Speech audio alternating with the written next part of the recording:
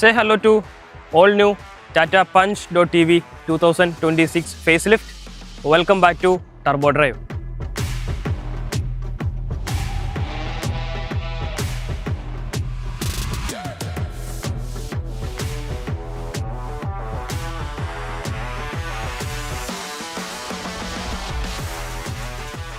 ഏറ്റവും പുതിയ ഫേസ് ലിഫ്റ്റിൽ എന്തൊക്കെയാണ് മാറ്റങ്ങളെന്ന് ചോദിക്കുകയാണെങ്കിൽ കാര്യമായിട്ടുള്ള വ്യത്യാസങ്ങൾ ഈ ഒരു വാഹനത്തിൽ ടാറ്റ അവതരിപ്പിച്ചിട്ടുണ്ട്. ഒന്ന്, ഈ ഒരു വാഹനത്തിൻ്റെ പ്രൈസ് ഏകദേശം 1.5 ലക്ഷത്തോളം കുറയ്ക്കാനായിട്ട് ടാറ്റയ്ക്ക് സാധിച്ചിട്ടുണ്ട്. 9.69 lakhs-നാണ് ഏറ്റവും ബേസ് വേരിയൻറ്റ് 30 kWh ബാറ്ററിയുള്ള ടാറ്റ പഞ്ചിനെ ലോഞ്ച് ചെയ്തിരിക്കുന്നത്.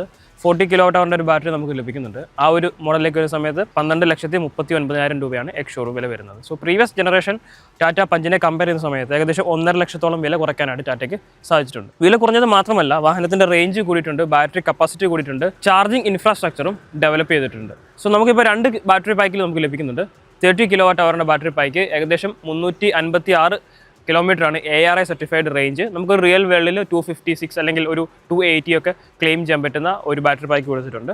Then second battery pack 40 kWh ഒരു ബാറ്ററി പായ്ക്കാണ് കൊടുത്തിരിക്കുന്നത്. അത് 486 കിലോമീറ്ററാണ് ഒറ്റ ചാർജിൽ ARI certified range. So real വേൾഡിലേക്ക് നോക്കുന്ന സമയത്ത് ഒരു 356 അല്ലെങ്കിൽ 360 ആ റേഞ്ചിലേക്ക് നമുക്ക് പ്രതീക്ഷിക്കാനായിട്ട് സാധിക്കും. ഇങ്ങനെ 2 ബാറ്ററി പായ്ക്കുകൾ നമുക്ക് ലഭിക്കുന്നുണ്ട്. കൂടാതെ ചാർജിങ്ങിൻ്റെ ടൈം കുറച്ചുകൂടി ബെറ്റർ ആക്കിയിട്ടുണ്ട്. അതായത് 15 മിനിറ്റ് ചാർജ് ചെയ്ത് കഴിഞ്ഞാൽ 150 കിലോമീറ്ററിന് മുകളിൽ സഞ്ചരിക്കാൻ പറ്റുന്ന രീതിയിലേക്കുള്ള ഫാസ്റ്റ് ചാർജിങ് ഫെസിലിറ്റി ഈ ഒരു വാഹനത്തിൽ ആഡ് ഓൺ ചെയ്തിട്ടുണ്ട്. ബാസ് മോഡൽ നമുക്ക് ഈ ഒരു വാഹനം സ്വന്തമാക്കാനായിട്ട് സാധിക്കും. 6,49,000 രൂപയ്ക്ക് നമുക്ക് ബാറ്ററി ആസ് എ സർവീസ്, ബാറ്ററിക്ക് ഓടുന്ന കിലോമീറ്ററിനനുസരിച്ചുള്ള ഒരു വാടക പോലെ ടാറ്റയ്ക്ക് പേ ചെയ്യാനായിട്ട് സാധിക്കും. സോ അങ്ങനെ നോക്കുന്ന സമയത്ത് 6,49,000 രൂപയ്ക്ക് സ്വന്തമാക്കാൻ പറ്റുന്ന ഒരു ഇലക്ട്രിക് വാഹനം കൂടിയായി മാറിയിരിക്കുകയാണ് ടാറ്റ Punch.ev എന്ന് പറയുന്നത്. സോ അങ്ങനെ നോക്കുന്ന സമയത്ത് കുറച്ചുകൂടി അഫോർഡബിൾ ആയിട്ടുള്ള ഒരു ഇലക്ട്രിക് വാഹനം സ്വന്തമാക്കാനായിട്ട് ആഗ്രഹിക്കുന്നവർക്ക് തീർച്ചയായിട്ടും കൺസിഡർ ചെയ്യാൻ പറ്റുന്ന ഒരു വാഹനം കൂടിയാണ് ടാറ്റ Punch.ev.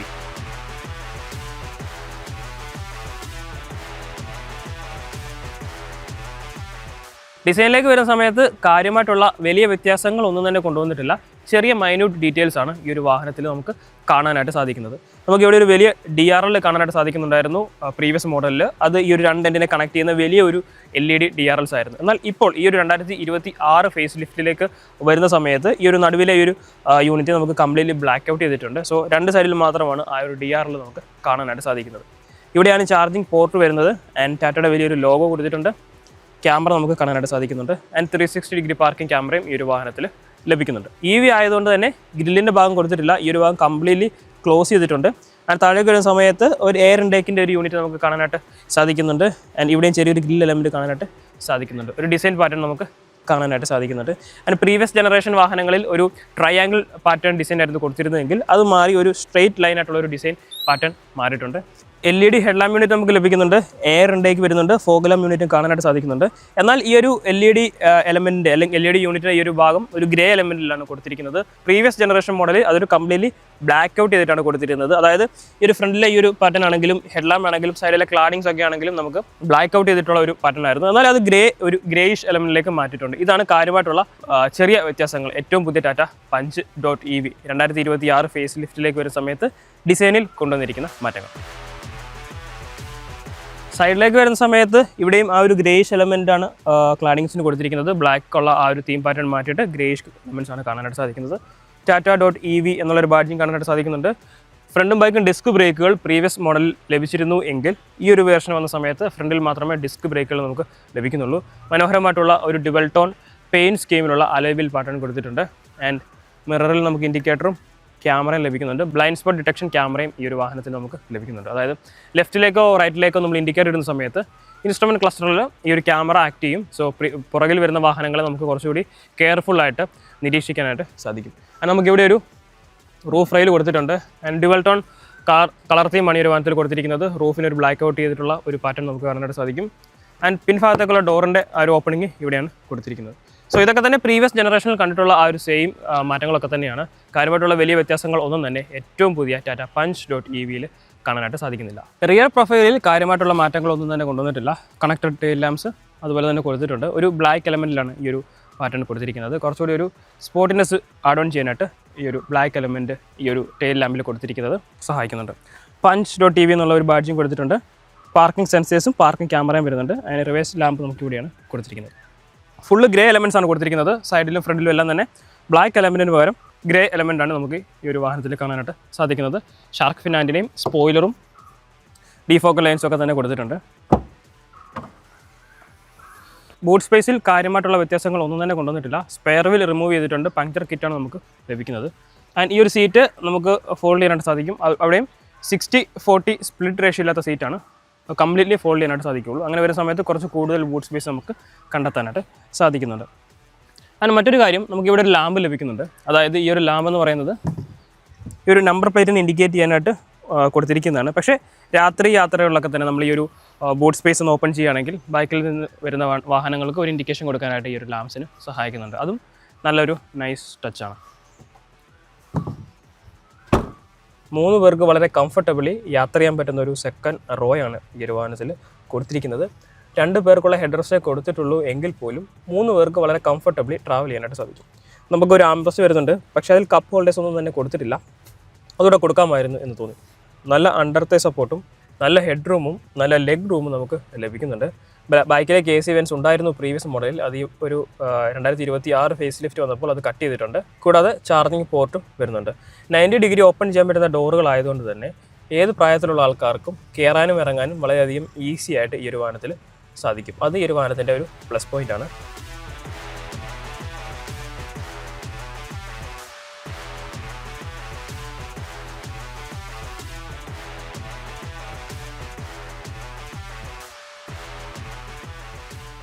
ഏറ്റവും പുതിയ പഞ്ച്.EVയുടെ ഇൻറ്റീരിയറിലേക്ക് വരുന്ന സമയത്ത് ഡാഷ്ബോർഡിലും ആ ഒരു ബ്ലാക്ക് എലമെൻറ്റിന് പകരം ഒരു ഗ്രേ എലമെൻ്റാണ് നമുക്ക് കാണാനായിട്ട് സാധിക്കുന്നത്. ഒരു ട്രിപ്പിൾ ലെയർഡായിട്ടുള്ള ഒരു എലമെൻ്റാണ് നമുക്ക് ഡാഷ്ബോർഡിൽ കാണാനായിട്ട് സാധിക്കുന്നത്. ആൻഡ് നമുക്ക് പുതിയൊരു ഇൻഫർടൈൻമെൻറ്റ് സിസ്റ്റം വരുന്നുണ്ട്. ഇൻസ്ട്രുമെൻറ്റ് ക്ലസ്റ്റർ ഫുള്ളി ഡിജിറ്റലായിട്ടുണ്ട്. ഇങ്ങനെയുള്ള ചെറിയ മാറ്റങ്ങളാണ് ഈ ഒരു വാഹനത്തിൽ കാണാനായിട്ട് സാധിക്കുന്നത്. 360 ഡിഗ്രി പാർക്കിംഗ് ക്യാമറ പോലുള്ള കാര്യങ്ങളൊക്കെ തന്നെ നമുക്ക് ലഭിച്ചിരുന്നു പ്രീവിയസ് വേർഷനിൽ. Wireless Android Auto, Apple CarPlay തുടങ്ങിയവയൊക്കെ സപ്പോർട്ട് ചെയ്യും. ആൻഡ് ഒരു ഫ്ലാറ്റ് ബോട്ടം സ്റ്റിയറിംഗ് ആണ് കൊടുത്തിരിക്കുന്നത്. പാഡിൽ ഷിഫ്റ്റേഴ്സ് നമുക്ക് ലഭിക്കുന്നുണ്ട്. ഈ ഒരു സീറ്റിനെ പറ്റി സംസാരിക്കുമ്പോൾ നമുക്ക് മാനുവലിയാണ് അഡ്ജസ്റ്റ് ചെയ്യാൻ പറ്റുന്നത്. ഹൈറ്റ് അഡ്ജസ്റ്റ്മെൻ്റ് ഉള്ള ഒരു സീറ്റാണ് കൊടുത്തിരിക്കുന്നത്.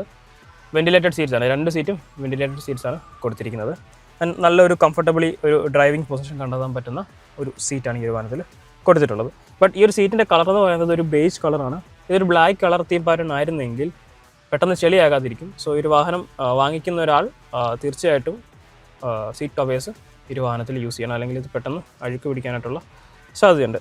ഇനിയിപ്പോൾ സ്റ്റോറേജ് സ്പേസിലേക്ക് വരുന്ന സമയത്ത് നമുക്ക് കപ്പ് ഹോൾഡേഴ്സ് വരുന്നുണ്ട്. ചെറിയ വാട്ടർ ബോട്ടിൽസ് ഒക്കെ നമുക്ക് സ്റ്റോർ ചെയ്യാനായിട്ട് സാധിക്കും. ഇലക്ട്രിക് പാർക്കിംഗ് ബ്രേക്കാണ് വരുന്നത്. ആൻഡ് നമുക്ക് 2 ഡ്രൈവ് മോഡുകൾ വരുന്നുണ്ട്, സിറ്റിയും സ്പോർട്സും. ആൻഡ് അതിൻ്റെ ഗിയർ സെലക്ഷൻ നോബ് നമുക്ക് നടുവിൽ കൊടുത്തിട്ടുണ്ട്. ആൻഡ് ഇവിടെ നമുക്ക് ചെറിയൊരു സ്റ്റോറേജ് സ്പേസ് വരുന്നുണ്ട്. നമുക്കിവിടെ ഫോൺ സ്റ്റോർ ചെയ്യാനായിട്ട് സാധിക്കും. കൂടാതെ ടൈപ്പ് എയും ടൈപ്പ് സിയും അതുപോലെ തന്നെ 12 വോൾട്ടിൻ്റെയും ചാർജിങ് യൂണിറ്റ് നമുക്ക് ഈ ഒരു വാഹനത്തിൽ കാണാനായിട്ട് സാധിക്കും. ഓട്ടോ ഈസിയുടെ ക്ലൈമറ്റ് കൺട്രോളിംഗ് ഇവിടെയാണ് വരുന്നത്. പ്രീവിയസ് ടാറ്റ വാഹനങ്ങളിലെല്ലാം കണ്ടിട്ടുള്ള ഒരു ടച്ച് പ്ലസ് ഒരു ഫിജിറ്റൽ എന്ന് വിളിക്കാൻ പറ്റുന്ന രീതിയിലായിട്ടുള്ളൊരു ബട്ടൺസ് ആണ് കൊടുത്തിരിക്കുന്നത്. അതിൽ നമുക്ക് ഫ്രണ്ടിലെ ചാർജിങ് പോർട്ട് ഓപ്പൺ ചെയ്യാൻ പറ്റുന്നതും വാഹനത്തിൻ്റെ AC കൺട്രോൾസും അതുപോലെ തന്നെ ലോക്ക് ചെയ്യാനും അൺലോക്ക് ചെയ്യാനും hill design control, 360 degree parking camera തുടങ്ങിയിട്ടുള്ള ഫംഗ്ഷൻസ് എല്ലാം തന്നെ ഈ ഒരു പാനലാണ് കൊടുത്തിരിക്കുന്നത്. അതൊരു പ്രോപ്പർ ഫിസിക്കൽ ബട്ടൺസ് ആയിരുന്നുവെങ്കിൽ ബെറ്റർ ആയിരുന്നു.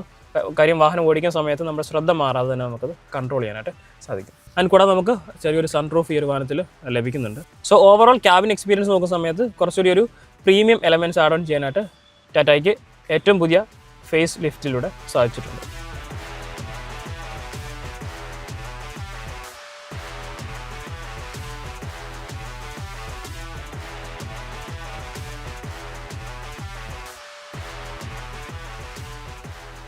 ഏറ്റവും പുതിയ ടാറ്റ പഞ്ച് 2026 ഫേസ് ലിഫ്റ്റ് വന്ന സമയത്ത് ഏറ്റവും ഞെട്ടിച്ചൊരു കാര്യം ഇതിൻ്റെ ബാസ് മോഡിൻ്റെ പ്രൈസാണ്. അതായത് 6.49 lakhs നമുക്ക് ഈ ഒരു വാഹനം സ്വന്തമാക്കാനായിട്ട് സാധിക്കും. കിലോമീറ്ററിന് ഏകദേശം 2.5 രൂപ, 2.6 റുപ്പീസാണ് കിലോമീറ്ററിന് നമ്മൾ ചാർജ് ചെയ്യേണ്ടത്.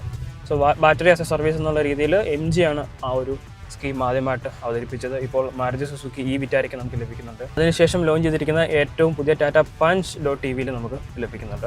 ടാറ്റ പഞ്ചിലും ഈ ഒരു ഫീച്ചർ നമുക്ക് ലഭിക്കുമ്പോൾ നമ്മൾ ശ്രദ്ധിക്കേണ്ട ഒരു കാര്യം, ടാറ്റയുടെ മറ്റ് ഇലക്ട്രിക് മോഡൽസിലെല്ലാം തന്നെ നമുക്ക് ഇനി മുമ്പോട്ട് പോകുന്ന സമയത്ത് ലഭിക്കാവുന്ന കാര്യങ്ങളാണ്. അതായത് ടാറ്റ ടിയാഗോയിലും ഹാരിയറിലും കെർവിലും ഇനിയിപ്പോൾ വരാനിരിക്കുന്ന CR-യിലും തുടങ്ങിയിട്ടുള്ള വാഹനങ്ങളിലെല്ലാം തന്നെ ടാറ്റയുടെ ഇലക്ട്രിക് റേഞ്ചസിലെല്ലാം തന്നെ നമുക്ക് ഈ ഒരു ബാസ് മോഡ് നമുക്ക് പ്രതീക്ഷിക്കാനായിട്ട് സാധിക്കും. ആക്ച്വലി 2 മോട്ടോർ ഓപ്ഷൻസ് ആണ് നമുക്ക് ലഭിക്കുന്നത്. ടോർക്ക് റിമെയിൻസ് സെയിം തന്നെയാണ്. 30 kWh ബാറ്ററിയിൽ നമുക്ക് 88 bhp പവറും 154 Nm ടോർക്കുമാണ് പ്രൊവൈഡ് ചെയ്യുന്നത്. സോ 40 kW പോകുന്ന സമയത്ത് 159 bhp 154 Nm ടോർക്കുമാണ് പ്രൊവൈഡ് ചെയ്യുന്നത്. 380 km ആണ് ഈ ഒരു വാഹനത്തിൻ്റെ 30 kWh ക്ലെയിംഡ് റേഞ്ച് എന്ന് പറയുന്നത്. സോ റിയൽ വേൾഡിൽ 250 km ഒക്കെ നമുക്ക് ഈസിലി അച്ചീവ് ചെയ്യാനായിട്ട് സാധിക്കും. ആൻഡ് 40 kWh പോകുന്ന സമയത്ത് 486 km റേഞ്ച് കിട്ടുന്ന ഒരു വാഹനത്തിന് ക്ലെയിംഡ് റേഞ്ചാണ്. സോ റിയൽ വേൾഡിൽ നമുക്കൊരു 350 ഈസിലി നമുക്ക് ക്ലോക്ക് ചെയ്യാനായിട്ട് സാധിക്കും. 12,39,000 രൂപയാണ് top and 40 kWh X showroom വില എന്ന് പറയുന്നത്.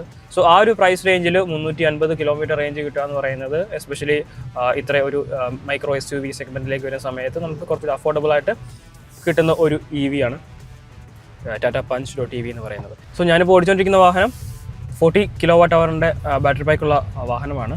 ആൻഡ് കറൻ്റ്ലി എൻ്റെ ചാർജ് എന്ന് പറയുന്നത് വാഹനത്തിൻ്റെ ചാർജ് എന്ന് പറയുന്നത് 93% ആണ്.